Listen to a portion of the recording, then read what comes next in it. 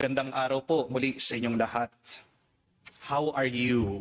I hope you are fine. I hope you are well. And I pray that you stay well. Amen?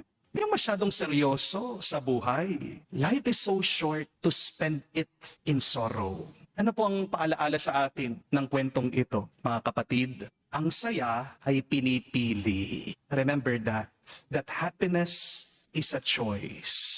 Happiness is more than a feeling. Ang saya hindi lang basta dumarating. Kung gusto mong maging masaya, kailangan mo itong araw-araw na piliin. Kung hindi po tayo magiging maingat sa ating mga pinipili araw-araw, mahihirapan talaga tayong tunay na maging masaya. Sa ating pong ebanghelyo, narinig naman po kasi natin, ang ating Panginoong Hesukristo, nagbibigay ng babala. Jesus said, "Beware of the leaven of the Pharisees and of Herod." Ano pong ibig sabihin niya dito? Ang lebadura ay maliit. Pero kapag nilagay mo yan sa harina, naapektuhan yung buong masa. Ganito rin po sa buhay, kung pakakaisipin nyo. Meron tayong mga maliliit na pinipili, pero unti-unti, yan ang naninira sa iyong tuwa. Di po ba? Konting galit, konting inggit, konting reklamo, konting pride. Hindi mo namamalayan, mabigat na pala ang puso mo. Di po ba? My dear friends, remember there are two ways you can live your life. You can live your life by default, or you can live your life by design. What is the difference between these two? To live your life by default means, yung basta-basta na lang, kung ano yung uso, kung anong iyong nararamdaman, go! Yun yung gagawin mo, yun yung pipiliin mo. Kung ano ang nasa puso mo, yun yung iyong ilalabas. Kung galit ka, magagalit ka. Kung nag-aalala ka, talagang may stress ka. Kung tamad ka, hahayaan mo na lang. To live by default means your life has no direction. You have no intention. React ka lang ng react. At alam niyo po kung anong resulta? Hindi po tuwa, hindi po joy, but emptiness. Kawalan. But the good news is, you can choose to live this life by design. Ikaw ang magplano, ikaw ang magdrawing, ikaw ang managinip. Sky's the limit.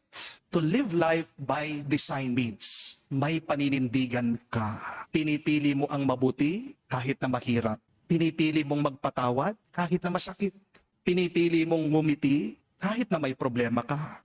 Mga kapatid, listen carefully. Joy does not come from a perfect life, but joy comes from a purposeful life. Kaya tingnan niyo po yung sinabi ni Santiago sa unang pagbasa. Napakaganda. St. James beautifully teaches us, happy are those who patiently endure trials, for they will receive the crown of life. Napakaganda po, no? Ibig sabihin, may recipe, may sangkap ang saya. Ang pagiging masaya, hindi tsamba. Happiness is the fruit of our right choices. And there are 4 choices that could lead us to happiness. What are these? Remember, first, choose to be patient. Hindi naman po lahat ng bagay instant. Pag nakakita ka na magandang bahay, magandang sasakyan, magandang garden, magandang buhay, hindi aksidente yan. Di po ba? Pinaghirapan yan. May nagtrabaho dyan. May nag-effort dyan. Amen? Kung gusto mo ng isang magandang buhay, kailangan matuto kang maghintay, matuto kang magtiyaga. All of the best things in life takes time. God is never in a hurry. God is never late. The problem with us is, we are in a hurry. Tayo lang naman ang palaging nagmamadali, tayong palaging naiinip. Patience is a virtue. But second, choose for a happy life, endurance. Huwag ka agad susuko. Kung susuko ka, ano makikita yung bunga ng iyong sakripisyo, ng iyong pagtsatsaga? You deserve a happy ending.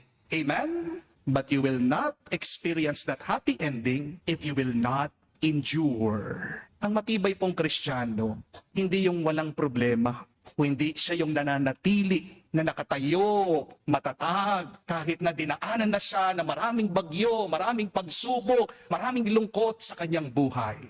Endure the storms in your life, because after, you will see the rainbow. Amen?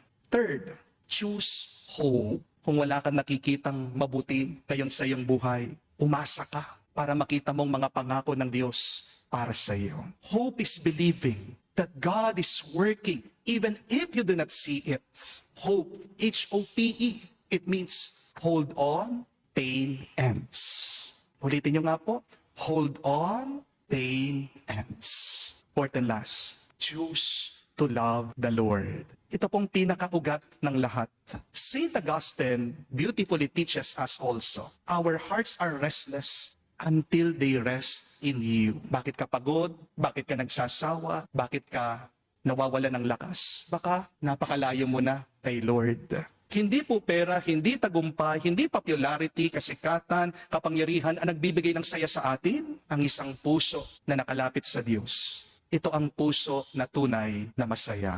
Mga kapatid, wag po nating hintayin na maging maayos ang lahat para tayo ay sumaya, para tayo ay matuwa. The perfect time, the perfect situation does not exist. But you make the perfect time. You make the perfect situation to be happy. Amen? Don't wait to be happy. Choose to be happy. Hindi mo naman kontrolado ang lahat ng mangyayari sa buhay mo eh. Ang nakokontrol mo lang ay kung paano ka tutugon sa mga nangyayari sa iyo. Amen? Kaya mula ngayon, mangako ka, tandaan mo, to choose patience over panic. Choose endurance over quitting. Choose hope over despair. Choose God over everything. At baka balang araw, kahit na marami kang pagsubok, matututunan mo palaging ngumiti, palaging tumawa. Hindi dahil perpektong iyong buhay, pero dahil alam mo, merong isang perpektong Diyos na nagpupuno sa iyo at ginagawang perpekto ang iyong buhay. Amen. Magandang araw.